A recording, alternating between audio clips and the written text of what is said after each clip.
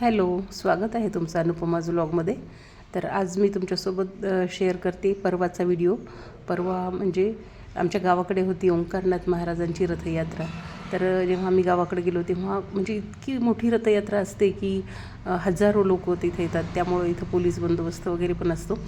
तर आम्ही असंच म्हणजे संध्याकाळच्या वेळीला निघालो लवकरच आणि 6ला तिथं आरती असती. तर आरतीच्या वेळी आम्ही पोहोचलो तिथे. तर हे कियांश असं पळणं सुरू होतं, मागे पोलीस बंदोबस्त होता आणि मागे वळून वळून बघणं सुरू होतं पोलिसांकडे. आणि आम्ही पोहोचलो आरतीच्या वेळेला. तर आरतीच्या वेळेला एवढं प्रसन्न वाटतं, कारण 4-5 आरत्या असतात. देवाची आरती असते म्हणजे ओंकारनाथ महाराजांची, हनुमानाची, कृष्णाची, ह्या सगळ्या आरत्या असतात. तर आम्ही जेव्हा मंदिराच्या जवळजवळ गेलो तर बाहेर पाहिलं तर असं सुंदर प्रसादाचं दुकान वगैरे लागलेलं होतं. हे बाकीचं पण थोडंसं यात्रेसारखे थोडे छोटे मोठे दुकानं लागलेले होते. आणि हे पाहिलं की कियांश मात्र तिथं गेला. आतमध्ये गेल्याबरोबर पाहिलं तर रथ सजवण्याचं काम सुरू होतं. गावातली मुलं खूप आनंदाने हे सगळं काम करतात आणि कुठल्याही प्रकारची अपेक्षा ते न करता हे काम करत असतात. तर रथ असा सुंदर प्रकारे सजवण्यात येत होता आणि इतका सुंदर सजवतात की खूप छान वाटतं. आणि हे वर सगळं ड्रोन कॅमेरे वगैरे सगळं म्हणजे फोटो शूटिंगसाठी वगैरे सगळं वर सुरू होतं. तर हा रथ सजवण्याचं काम म्हणजे खूप वेळ चालतं आणि मुलं आनंदाने हे सगळं काम करत असतात. वेळ लागतो. इतका सुंदर रथ आहे हा. आणि रथयात्रेला इथं आजूबाजूच्या म्हणजे पंचक्रोशीतील सगळीकडचे लोक इथं रथयात्रेला येत असतात. जसं मी तुम्हाला मागच्या वेळेस सांगितलं की ओंकारनाथ महाराज यांना देवच म्हणजे म्हणतात. आजूबाजूचे सगळे लोक, आम्ही भाविक लोक सगळे देव म्हणतात, कारण कुठलीही मनोकामना आपली इथं पूर्ण होते. आदी व्याधी काही असेल तरी पूर्ण होते. तर हे सगळे जे लोक आलेले होते, लेझिम पथक होतं, हे देवाची रांजणी म्हणजे सोलापूर जिल्ह्यातून हे लोक आलेले होते. तर टेंभुर्णीजवळ रांजणी म्हणून एक गाव आहे, तिथंसुद्धा ओंकारनाथ महाराजांची अशीच मूर्ती आहे. तिथंसुद्धा खूप छान उत्सव साजरे केले जातात. हा मंदिराचा परिसर आणि इथं 15 दिवस अगोदर अभिषेक सुरू होते रोज देवाचे. आणि देवाच्या अभिषेकानंतर पूर्ण गाव जेवण असायचं. तर त्या दिवशी पण, ज्या दिवशी रथयात्रा होती त्या दिवशी पण दुपारी अभिषेक वगैरे झाले होते, गाव जेवण झालं होतं. आणि मग सगळं म्हणजे परिसर धुणं सुरू होतं. तर तुम्ही पाहता इथं किती छोटी छोटी मुलंसुद्धा ही सेवा करतात. किती छान, म्हणजे त्यांना असं खूप छान वाटतं हे सगळं काम करायला. हा पूर्ण जो तुम्ही पाहताय एरिया, इथं खूप सगळे गावातले लोक जेवायला बसतात. आणि इतका मोठा परिसर आहे की ॲट ए टाईम इथं 3-3 लग्न होऊ शकतील, एवढा छान असा परिसर आहे. आणि अन्नदान तर एवढं होतं मंदिरात की कधीही अन्नाला कमी पडत नाही. एवढी बरकत अन्नाला आहे. जसं म्हणजे देव होते ओंकारनाथ महाराज, तेव्हा केव्हाही कोणीही दर्शनाला जरी गेलं तर त्याला कधीच तसं म्हणजे जाऊ द्यायचं नाही, अशी प्रथा इथं आहे. तर आत्ताही इथं कोणी जरी आलं बाहेरगावून तर त्याला जेवल्याशिवाय इथं कुठंच जाऊ देत नाहीत. मग ते संस्थान कुठलंही असो, त्रिधारा असो परभणी जिल्ह्यातलं, रांजणी असो किंवा आणशीण असो, कारला असो, जिथं जिथं देवाची म्हणजे देवाचं वास्तव्य आहे तिथं हे सगळं चालतं, अन्नदान होत राहतं. तर ही आरतीची वेळ होती आणि आम्ही आरतीला इथं थांबलो होतो. आणि हे परिसर धुणं खूप सुंदर, इतकं छान वाटत होतं. माझी खूप दिवसाची इच्छा होती रथयात्रेला जाण्याची, पण काही ना काही असं अडचणी येत गेल्या आणि रथयात्रेला जाण्याचा माझा योग आला नाही. तर ही माझी पहिली वेळ होती रथयात्रेला जाण्याची. ऐकलं खूप होतं सगळ्यांकडून, पण प्रत्यक्ष पाहिली नव्हती रथयात्रा. व्हिडिओ पाहिले, फोटो पाहिले, पण प्रत्यक्ष पाहिलं नव्हतं. हे मोठे मोठे स्क्रीन सगळीकडे बसवलेले होते.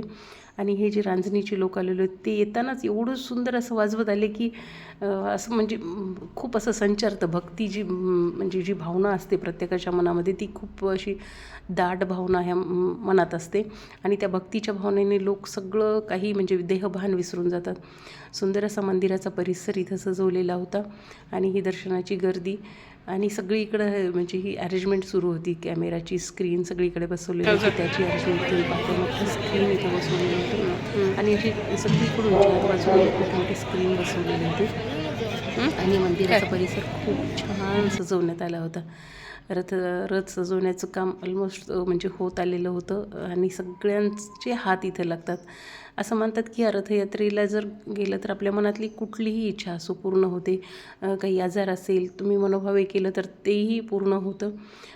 मनातली कुठलीही इच्छा तुम्ही नवस बोललात तर तोही इथं पूर्ण होतो. तर अशा पद्धतीनं सगळ्या लोकांची म्हणजे तेवढी भावना आहे, तेवढा विश्वास आहे. आणि म्हणजे जे म्हणताल ते पूर्ण होतं, असं यामागची भावना आहे. तर हे तुम्ही पाहताय की जे रांजणीहून हे लोक जे आलेले होते त्यांनी मोठं एक लेझिम पथक सोबत आणलेलं होतं. आणि इतकी सुंदर लेझिम ते खेळत होते आणि वाजवणारे पण एवढं छान वाजवत होते की देहभान विसरून त्यांचं सगळं चाललेलं होतं. म्हणजे असं पाहत राहावं इतकं म्हणजे नयनरम्य असा सोहळा रथयात्रेचा असतो. तुम्ही पाहताय की हे जे पथक आहे इतकं छान म्हणजे लेझिम त्यांची सुरू होते आणि हे जे सगळं करतो ना जेव्हा कोणीही हे करतं तर त्याच्यामागे भक्ती आणि भावना हे खूप महत्त्वाचं असतं. आणि ही जेव्हा भक्ती आणि भावना दोन्ही पण आपल्या इथं एके ठिकाणी एकरूप होतात ना, तेव्हा हा माणूस असं देहभान विसरून जातं. कोण पाहते, कोण काय म्हणते हे सगळं विसरून जातं आणि हे सगळं करत असतं. तर म्हणजे प्रवृत्त करते माणसाला आतून ही भक्ती जी असते ते हे सगळं करण्यासाठी. तर खूप सुंदर, कारण ते आले संध्याकाळी आमच्या समोरच आणि लगेच म्हणजे एक फ्रेश झाले असतील आणि लगेच त्यांचं हे सुरू होतं.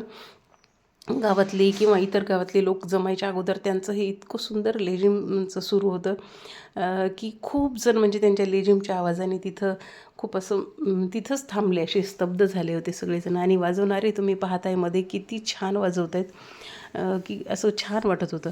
आणि मग हळूहळू गर्दी वाढत होती, कारण 8चा टाईम होता रथयात्रेचा.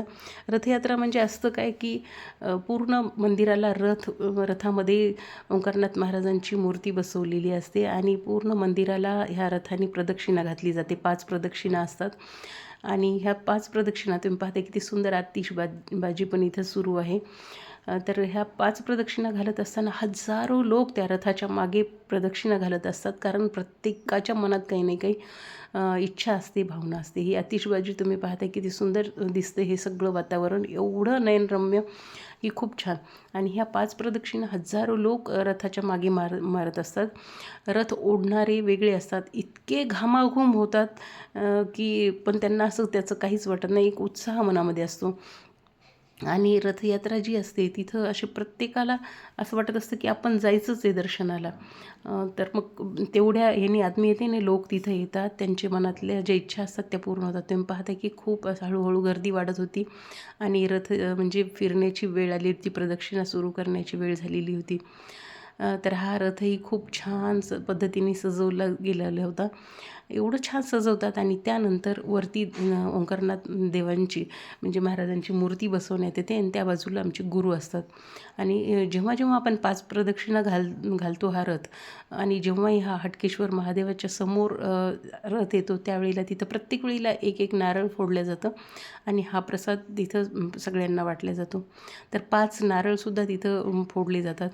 आणि या रथाच्या म्हणजे रथाची 1 वर्ष लोक वाट पाहतात आणि मनात जी इच्छा असते त्यांची, जे नवस बोललेले असतात. कुणी नारळाची माळ घालण्याचा नवस बोललेला असतो, कुणी पैशाची माळ घालण्याचा नवस बोललेला असतो. आणि जो काही तुम्ही नवस बोलाल, जी काही इच्छा तुम्ही बोलाल ती पूर्ण होतेच, हे 100% सगळ्यांना माहीत आहे. आणि अशा पद्धतीने मग रथयात्रा सुरू होते आणि मग 5 प्रदक्षिणा सुरू होतात. 5 प्रदक्षिणामध्ये यावेळेस मी सुद्धा सहभाग घेतला होता.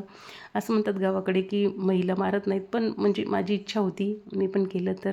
आणि त्यानंतर हे हजारो लोक इथं महाप्रसादाचा लाभ घेतात. तर तुम्हाला ही रथयात्रा कशी वाटली? आणि जे कोणी जवळपासचे लोक असतील, पाहत असतील, परभणी जिल्ह्यातले असतील, हिंगोली जिल्ह्यातले असतील, जे कोणी जवळपासचे लोक इथं म्हणजे हा महोत्सव पाहत असतील, त्यांनी नक्की आवर्जून पुढच्या वर्षी यावं. कसं वाटलं तुम्हाला? नक्की